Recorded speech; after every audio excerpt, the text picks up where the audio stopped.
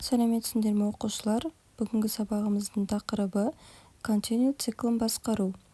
Continue циклін басқару операторы цикл ішіндегі белгілі бір шарт орындалған кезде ағымдағы қайталанудан қалған командаларын орындамай, циклдің келесі қайталануына өтуді қамтамасыз ететін оператор.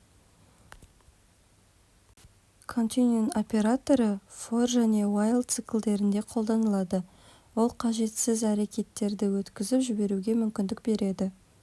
Олай болса, оқушылар, сіздермен бірінші мысалды қарастырайық. Экранға 0-ден 100-ге дейінгі аралықтағы жұп сандарды шығаратын программа жасауымыз керек. Олай болса, кодты жазуды бастаймыз. Python бағдарламасын ашып, ішінен жаңа бет ашамыз. For циклін жазамыз.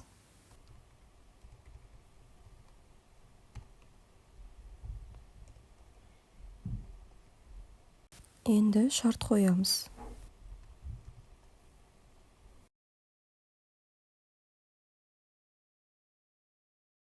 Енді нәтижесін көру үшін run батырмасын басып, сақтап аламыз.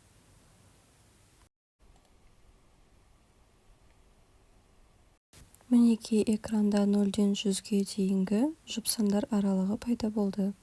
Мысал түсінікті болса, келесі тапсырманы орындайық.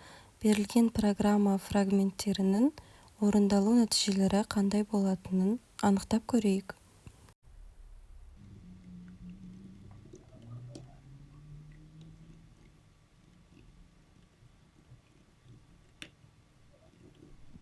Тапсырмада берілген кодты жазып, енді тексеруге жібереміз. Мінекей нәтиже пайда болды. Енді бұл жерде қалай орындалып тұр? For циклі арқылы 9-ға дейін жүріп өттік. Енді бұл жерде шарт қойылып тұр. Егер ай қадамымыз 3-ке тең болса, онда жалғастыр деп. Және де нәтижесін шығардық. Яғни бұл жерде нәтижесі 3-ке тең болғандықтан 3-ті алмайды, қалған сандарды ары қарай жалғастырады.